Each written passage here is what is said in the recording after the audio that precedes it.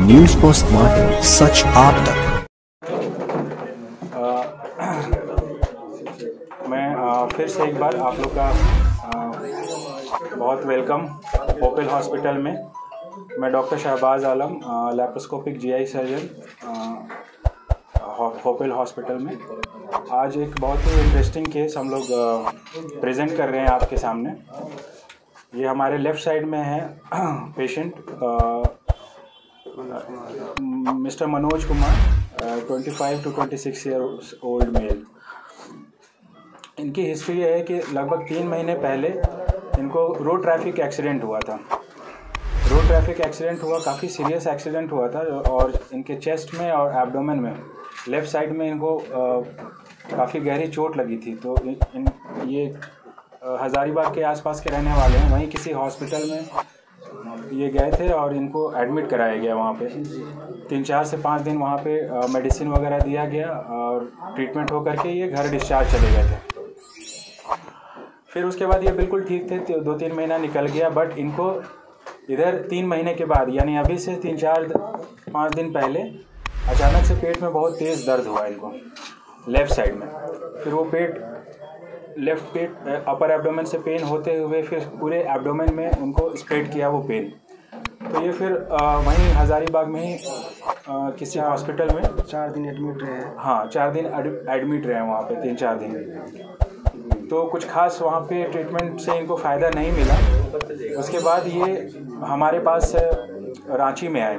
यहाँ पे CT scan हुआ इनका पेट के दर्द को समझने के लिए, क्योंकि अल्ट्रासाउंड पे कुछ खास पता नहीं चल पा रहा था। और इनकी ख़ास बात ये भी थी कि पेट में दर्द के साथ साथ धीरे धीरे इनका पेट भी फूल रहा था और जो डेली का जो स्टूल पास करने का जो नॉर्मल शेड्यूल है वो नहीं हो पा रहा था और वॉमिटिंग भी डेवलप हो गया था।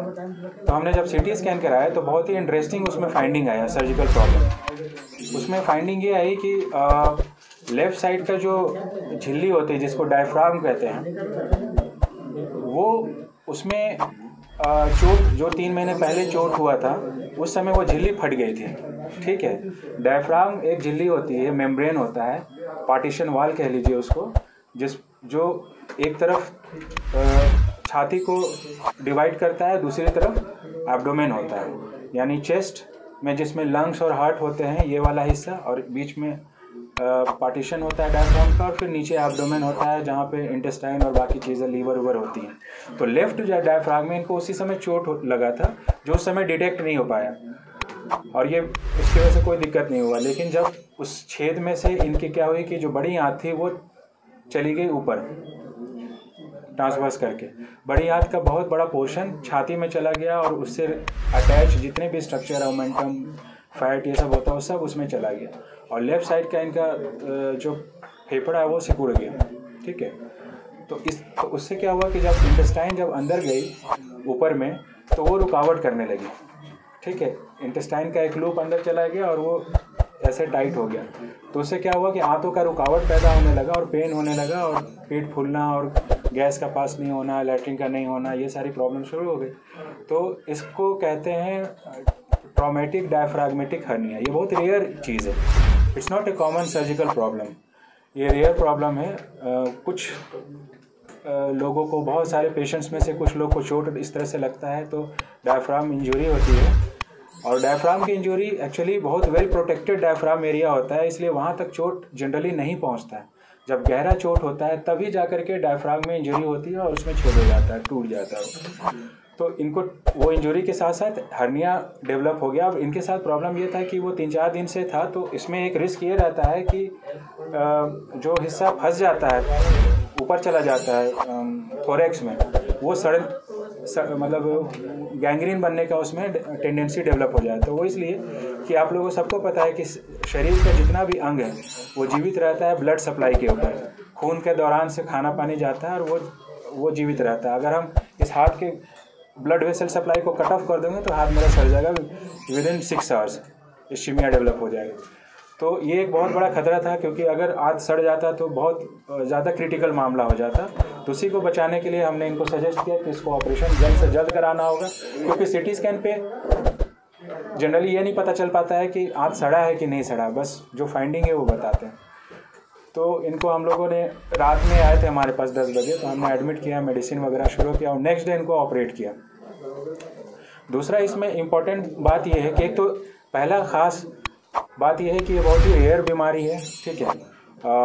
जनरली लोगों को नहीं होता है, बहुत कम लोगों को ऐसी परिस्थिति आती है कि डायफ्राम में इंजरी हो जाता है और इस तरह की परिस्थिति है।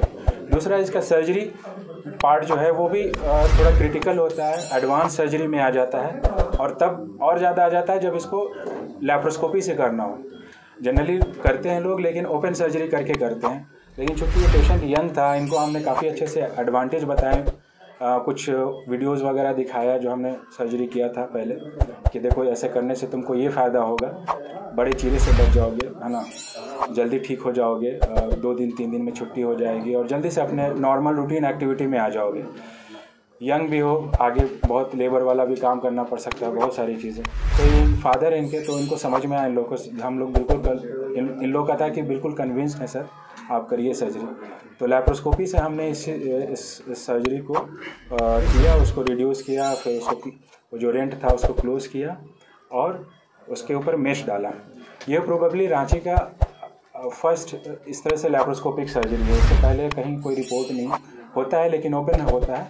खास बात प्रेस कॉन्फ्रेंस करने का ये है कि ये लैप्रोस्कोपी से हुआ और हम लोगों ने इनको 3 दिन पहले, आज 3rd डे, ये आज एक्चुअली कल ही डिस्चार्ज हो जाते, बट इस प्रोग्राम के लिए हमने इनको आज होल्ड करके रखा। तो बेसिकली 48 आवर्स में पेशेंट रिकवर हो गया। ही इज़ नाउ, जो भी इनका प्रॉब्लम था वो सर्जरी के 6 घंटा बाद ख़त्म हो गया।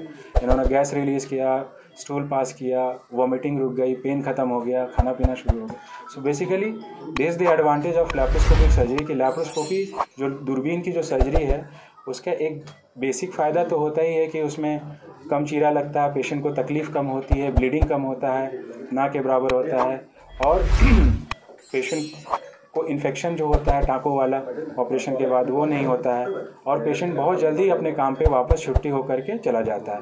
ये तो बेसिक है, but her surgery, her expertise, advance surgery के लिए एक्सपर्टीज़ की ज़रूरत होती है।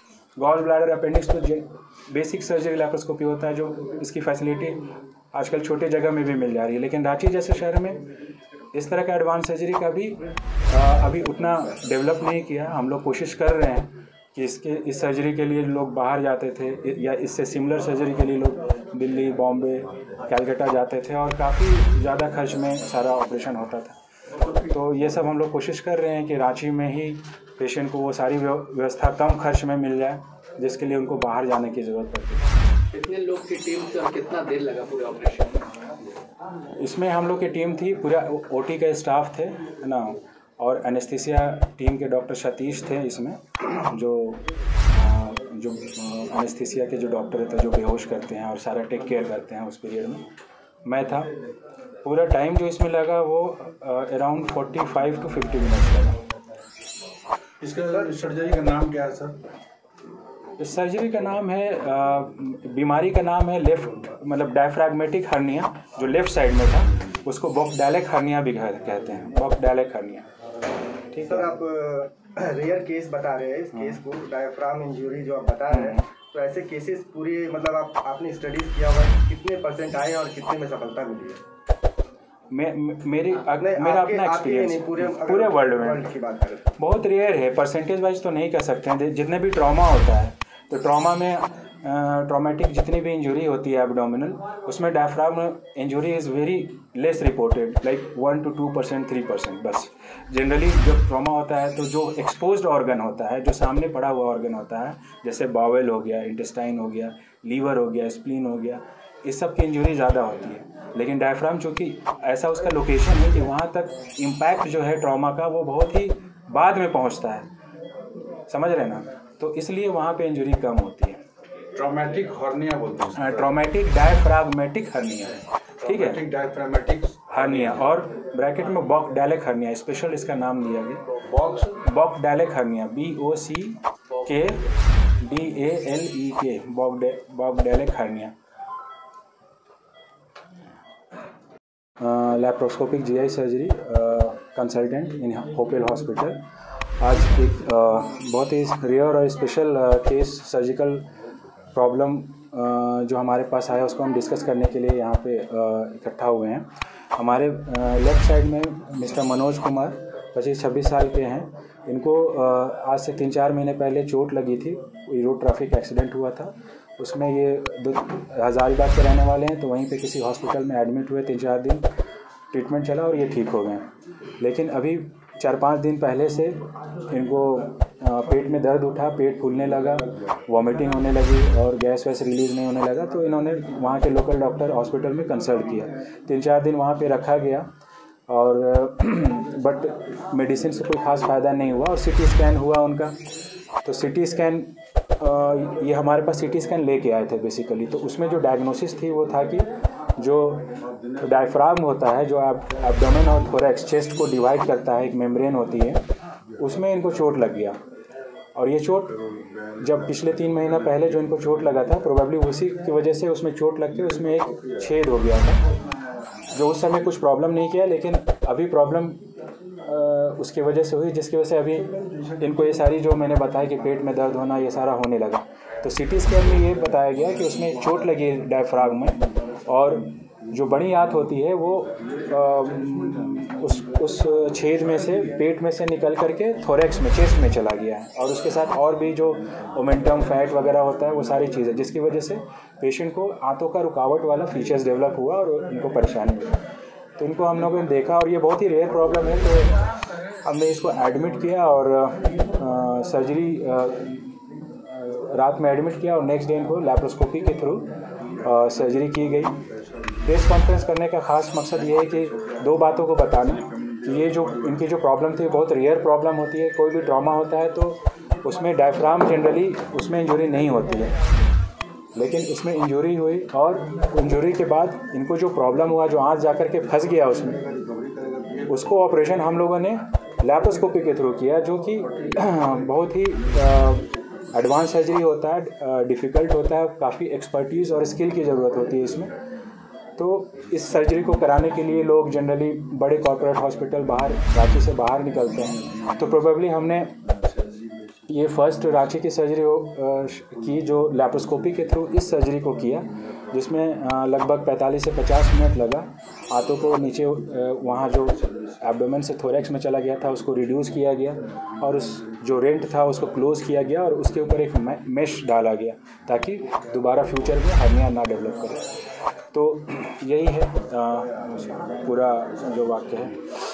जो स्पेशल हर्निया के लिए मेश जो अलग यूज़ करते हैं और टैकर, वो 50-60 हज़ार का मेश ही वही से। तो आप सर्जिकल कॉस्ट अगर जाएंगे कि हॉस्पिटल का खर्च क्या हुआ, मेडिसिन और जो भी खर्च होता है वो 50,000 तक देते हैं। और यही सर्जरी बाहर में तो मतलब 2.5-3 तक जाता है। क्या दिक्कत